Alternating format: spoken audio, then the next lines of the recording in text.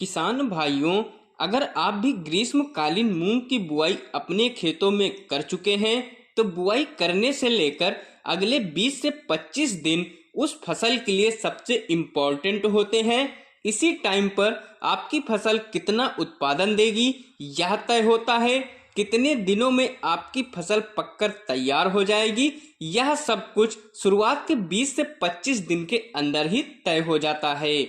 आज इस वीडियो में हम बात करेंगे मूंग की बुआई करने से लेकर अगले 25 से 30 दिनों के बीच में हमें कब सिंचाई करनी चाहिए, कब खरपतवारनाशी प्रयोग करना चाहिए और कब हमें इसके अंदर लगने वाली बीमारियां, विशेषकर सफेद मच्छर, उसको कंट्रोल करने के लिए कौन सी स्प्रे करनी चाहिए। तो चलिए किसान भाइयों, सबसे पहले हम बात करते हैं ग्रीष्मकालीन मूंग की बुआई का जो सही समय होता है। किसान भाइयों, अगर आपने अपने खेतों में मूंग की बुआई नहीं कर पाए हैं तो प्लीज जल्दी से जल्दी आप लोग 20 अप्रैल से पहले अपने खेतों में मूंग की बुआई कर दीजिए। मूंग की बुआई करने के बाद अगले जो 20 से 25 दिन होते हैं, उस टाइम पर हमें क्या क्या करना चाहिए। इस सिचुएशन पर सबसे पहले बात आती है सिंचाई की। हमें पहली सिंचाई कब करनी चाहिए। लेकिन किसान भाइयों, पहली सिंचाई के अंदर भी दो बातें आती हैं। एक तो वो किसान भाई जो अपने खेत के अंदर शुरू में पड़ेवा करके मूंग की बुआई करते हैं। दूसरा, हमारे देश में अधिकतर ऐसे किसान भाई होते हैं जो पहले सूखे खेत में मूंग की बुआई करते हैं और ऊपर से वो सिंचाई करते हैं। तो पहली सिंचाई के भी दो टाइप्स हो गए।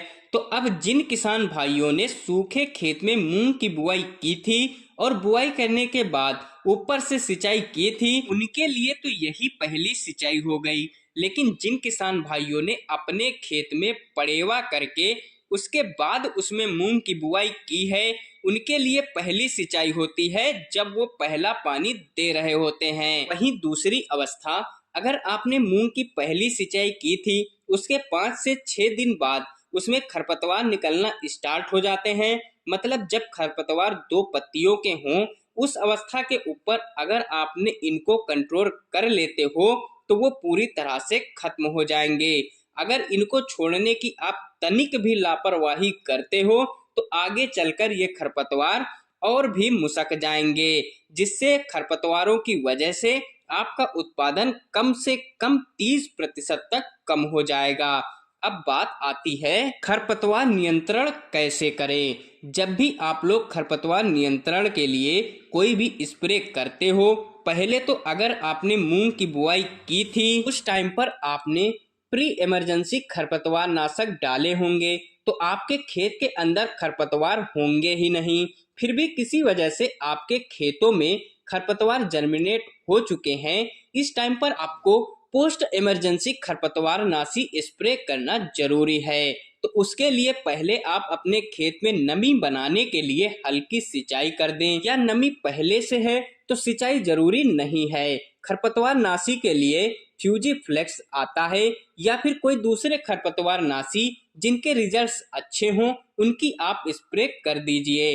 अब ये स्प्रे तो हो गया खरपतवार नाशी का, खरपतवार कंट्रोल हो चुके। उसके बाद फिर बात आती है इस वीडियो के सबसे मेन टॉपिक की। किसान भाइयों, हमारी फसल जब जर्मिनेट होती है, जर्मिनेट होने के लगभग 10 दिन बाद मूंग की फसल में लगने वाली इल्ली सबसे ज्यादा उत्पादन को प्रभावित करती है। इल्ली आपको छठे 7वें दिन ही दिखाई देने लग जाएगी। तो उस इल्ली की रोकथाम के लिए आपको अपनी फसल में 7 दिन से लेकर 12 दिन के बीच में आपको एक स्प्रे जरूर करना है। आपको 2 इंसेक्टिसाइड लेना है।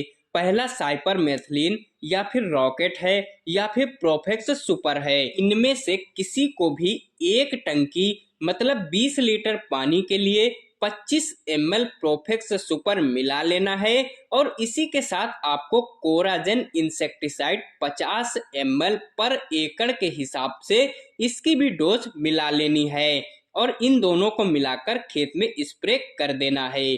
इसके स्प्रे से निश्चित तौर पर आपकी फसल में लगने वाली इल्ली या फिर ट्रिप्स या व्हाइट फ्लाई यह सब दूर हो जाएंगे। इसके बाद जब आपकी फसल 25 से 30 दिन की हो चुकी हो, तो जो हमने शुरुआती चरण में बेसल डोज खाद उर्वरक दी थी वो तो जड़ें हमारी अच्छे से ले रही हैं, लेकिन ऊपर से हमें फोलियर स्प्रे के माध्यम से नाइट्रोजन, फास्फोरस और पोटास एनपीके के माध्यम से 19-19-19 या 20-20-20 हम ऊपर से दे देंगे तो हमारी फसल को दो तरह से पोषण तत्व मिलना स्टार्ट हो जाएंगे और देखते ही देखते फसल एकदम ग्रीन, पत्ते चौड़े और बहुत तेजी से ग्रोथ करने लग जाएगी। इसके बाद फिर आपको दोबारा से एनपीके 13-0-45 स्प्रे कर देनी है। जैसे ही हमारी फसल के अंदर फूल और फल से फलियां बन रही हों, इस टाइम पर आपको एनपीके 0-52-34 का स्प्रे ले लेना है। साथ ही हमें अपनी फसल में किसी भी तरह से नमी की कमी नहीं होने देना है, फसल को स्ट्रेस में नहीं आने देना है, उसमें पर्याप्त मात्रा में सिंचाई करते रहना है। तो किसान भाइयों, यह काम अभी आप कर लीजिए। आगे आगे जो भी कुछ करना होगा मैं आपको वीडियो के माध्यम से बताता रहूंगा। यह थी हमारी छोटी सी जानकारी जिसका आप भी लाभ उठा लीजिए। तो मिलते हैं अपने नेक्स्ट वीडियो में, तब तक के लिए धन्यवाद दोस्तों।